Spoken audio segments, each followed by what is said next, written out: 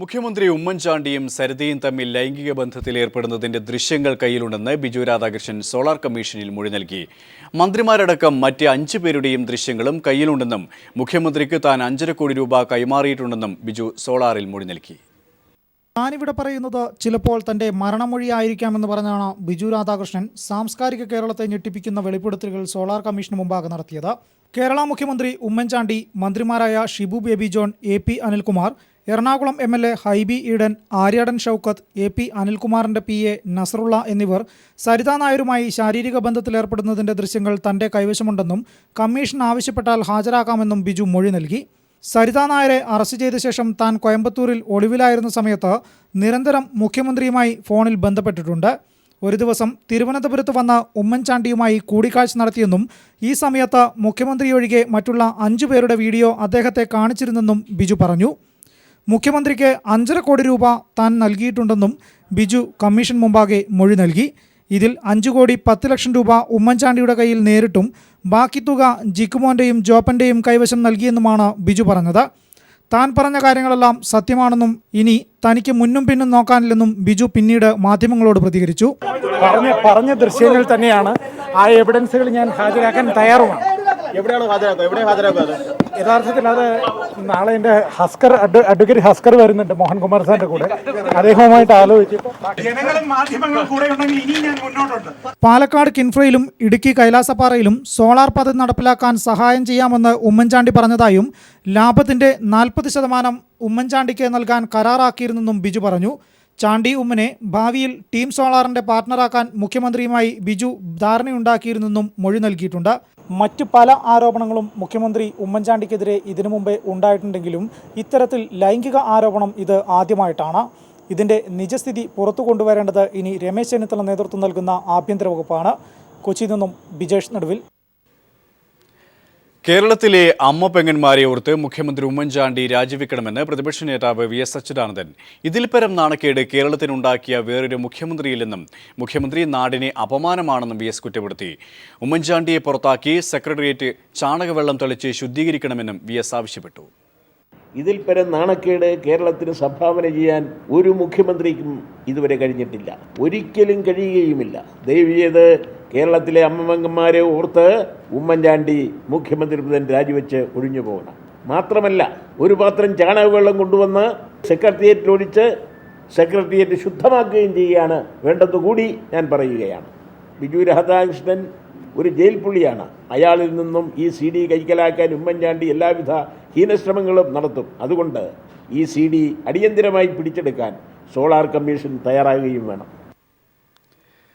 സാംസ്കാരികമായും ധാർമ്മികമായും അഴുക്കുചാലിൽ വീണ ഭരണരാഷ്ട്രീയത്തിന്റെ ദുർഗന്ധമാണ് സോളാർ കമ്മീഷൻ തെളിവെടുപ്പിൽ പുറത്തുവരുന്നതെന്ന് CPM പൊളിറ്റ് ബ്യൂറോ അംഗം പിണറായി വിജയൻ.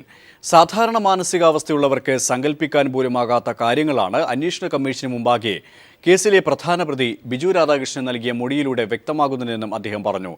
മുഖ്യമന്ത്രി ഉമ്മൻചാണ്ടിയെക്കുറിച്ചും 2 മന്ത്രിമാരടക്കമുള്ള ഭരണ നേതൃത്വത്തിലെ ഉന്നതരെക്കുറിച്ചും സ്ഫോടനാത്മകമായ വെളിപ്പെടുത്തൽ നടത്തിയ ബിജു രാധാകൃഷ്ണന്റെ ജീവൻ അപായപ്പെടുത്താതിരിക്കാൻ പ്രത്യേക സംരക്ഷണം ഏർപ്പെടുത്തണമെന്നും പിണറായി ആവശ്യപ്പെട്ടു. ഇപ്പോൾ പുറത്തുവന്ന വിഷയത്തിൽ കോൺഗ്രസ് ഹൈക്കമാൻഡ് നിലപാട് വ്യക്തമാക്കണമെന്നും അദ്ദേഹം കൂട്ടിച്ചേർത്തു. ബിജു രാധാകൃഷ്ണന്റെ മൊഴി മുഖ്യമന്ത്രിക്കെതിരായ ഞെട്ടിക്കുന്ന തെളിവെന്ന് കോടിയേരി ബാലകൃഷ്ണൻ.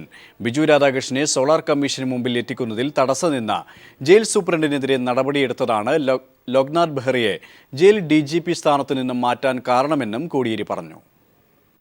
സോളാർ കമ്മീഷന് മുമ്പിൽ ബിജു രാധാകൃഷ്ണൻ നൽകിയിട്ടുള്ള മൊഴിയുടെ വിശദാംശങ്ങൾ ടെലിവിഷൻ ചാനലുകൾ റിപ്പോർട്ട് ചെയ്തുകൊണ്ടിരിക്കുന്നുണ്ട്.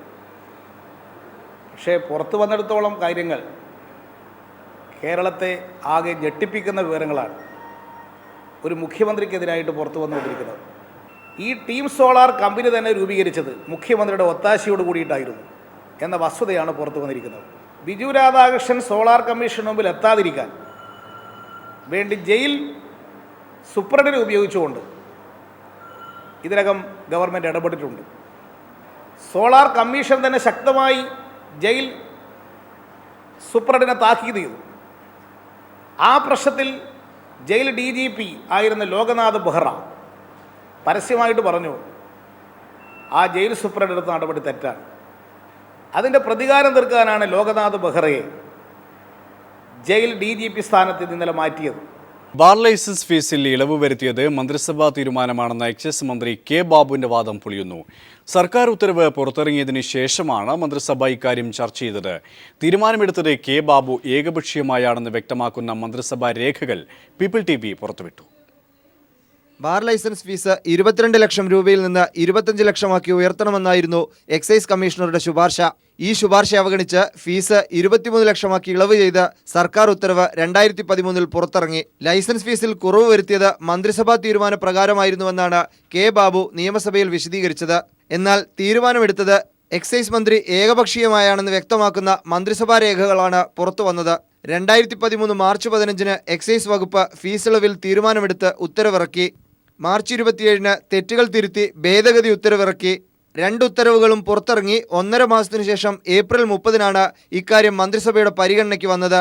വിദേശ മദ്യ ചട്ടമനുസരിച്ചുള്ള ഫീസുകളിലെ ഭേദഗതി നയപരമായ കാര്യമായതിനാൽ മന്ത്രിസഭയുടെ അംഗീകാരമില്ലാതെ ഉത്തരവിറക്കാനാകില്ല. വിഷയത്തിന്റെ അടിയന്തര പ്രാധാന്യം കണക്കിലെടുത്ത് അനുമതി കൂടാതെ ഉത്തരവിറക്കിയെന്നാണ് വകുപ്പിന്റെ വിശദീകരണം. ബാർ ലൈസൻസുകളുടെ കാര്യത്തിൽ സുപ്രീം കോടതിയിൽ കേസുകൾ നിലവിലിരിക്കുമ്പോൾ പുറത്തിറങ്ങിയ ഉത്തരവ് നിയമവകുപ്പ് അറിഞ്ഞിട്ടില്ല. നികുതി നിർദ്ദേശവുമായി ബന്ധപ്പെട്ട കാര്യം ധനവകുപ്പും അറിഞ്ഞിട്ടില്ലെന്ന് മന്ത്രിസഭാ കുറിപ്പിൽ നിന്ന് വ്യക്തം. കോഴ വാങ്ങിയതിനു ശേഷം ലൈസൻസ് ഫീസിൽ ഇളവ് വരുത്തിയെന്ന ബാർ ഉടമകളുടെ ആരോപണത്തെ പുറത്തുവന്ന രേഖകൾ സാധൂകരിക്കുന്നു. MR Sajesh, news bureau, Thiruvananthapuram. ബാർക്കോഴ കേസിൽ തുടരന്വേഷണത്തിനെതിരെ സമർപ്പിച്ച ഹർജി നിയമപരമല്ലെന്ന് ഹൈക്കോടതി. ഹർജിക്കാരനെതിരെ കോടതി രൂക്ഷ വിമർശനം ഉന്നയിച്ചു. ഇതിനെ തുടർന്ന് ഹർജി പിൻവലിക്കുകയാണെന്ന് ഹർജിക്കാരനായ തൊടുപുഴ സ്വദേശി സണ്ണി മാത്യുവിന്റെ അഭിഭാഷകൻ കോടതിയെ അറിയിച്ചു. ഹർജിയുടെ നിയമസാധുത പരിശോധിച്ച കോടതി ഹർജി നിയമപരമായി നിലനിൽക്കുന്നതല്ലെന്ന് വ്യക്തമാക്കി.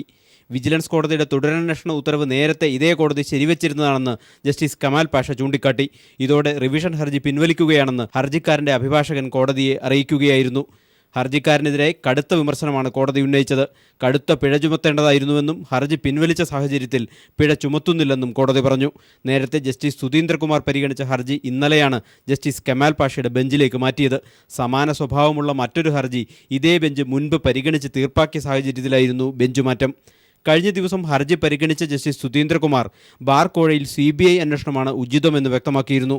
കുറ്റാരോപിതർക്ക് മുഖ്യമന്ത്രി തന്നെ ക്ലീൻ ചിറ്റ് നൽകിയ സാഹചര്യത്തിൽ വിജിലൻസ് അന്വേഷണം എങ്ങനെ നിഷ്പക്ഷമാകുമെന്നും കോടതി അന്ന് സംശയം പ്രകടിപ്പിച്ചിരുന്നു. News bureau, Kochi.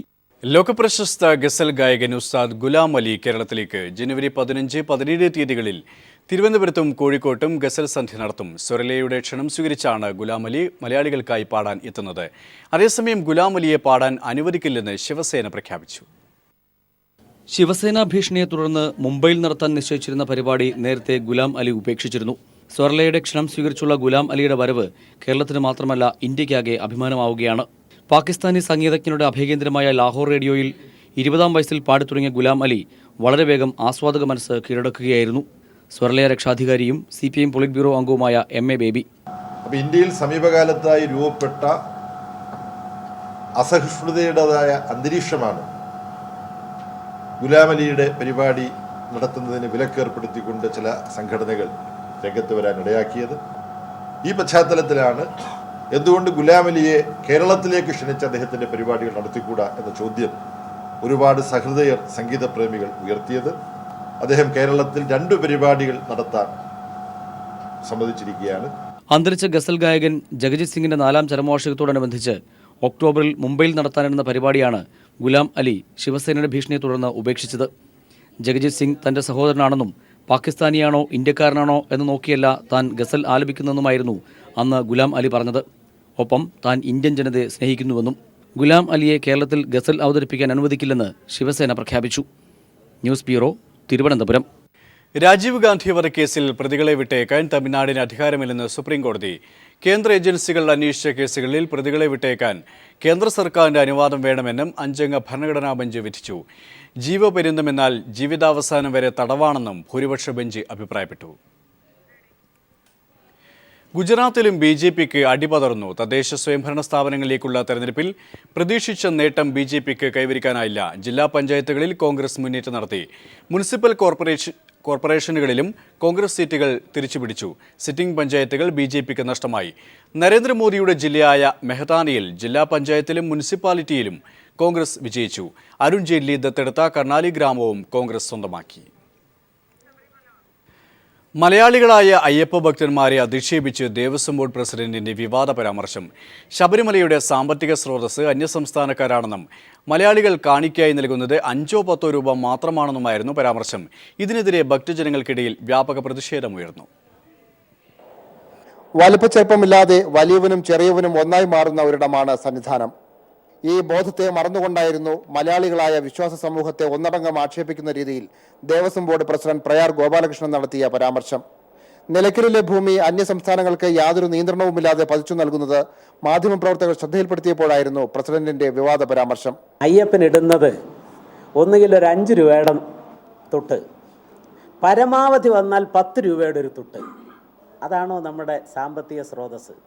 ഈ വരുന്നവരെ നമ്മൾക്ക് അവരുടെ വിശ്വാസത്തെ അരക്കിട്ടുറപ്പിക്കുവാനും അതുകൊണ്ട് ഗുണഫലമുണ്ട് എന്ന് അവരെ ബോധ്യപ്പെടുത്തുവാനും ഉള്ള ശ്രമങ്ങൾ നടത്തുന്നത് ഒരിക്കലും ഒരു കുഴപ്പമാണെന്ന് ഞാൻ ധരിക്കുന്നില്ല.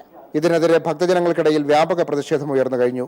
ശബരിമലയിലേക്ക് ഓരോരുത്തരും വരുന്ന അതിൻ്റെ ഒരു ഭക്തിയുടെ ഭാഗമായിട്ടാണ്, അല്ലാതെ എത്ര കാശ് കൊടുക്കുന്നു എന്ത് കൊടുക്കുന്നു എന്നുള്ളതല്ല പ്രശ്നം. സാധാരണക്കാരെ കൊണ്ടാവുന്ന രീതിയിലാണ് എല്ലാ മലയാളി അയ്യപ്പ ഭക്തന്മാരും ഇവിടെ സമ്മാനിക്കുന്നത്. അത് അയ്യപ്പന് വേണ്ടിയുള്ള ഞങ്ങളുടെ അർപ്പണമാണ്. ഇത്തരം പ്രസ്താവനകൾ മലയാളികളായ അയ്യപ്പ ഭക്തന്മാരെ അവഹേളിക്കുന്നതിന് തുല്യമാണ്. വിശ്വാസികളുടെ ആത്മാഭിമാനത്തിനും അധ്വാനത്തിനും കണക്ക് പറഞ്ഞിരിക്കുകയാണ് ഈ പ്രസ്താവനയിലൂടെ ദേവസ്വം ബോർഡ് പ്രസിഡന്റ്.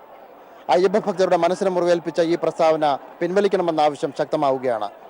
സന്നിധാനത്തു നിന്നും ക്യാമറാമാൻ രാഹുൽ ചന്ദ്രനൊപ്പം BG മനീഷ് കുമാർ.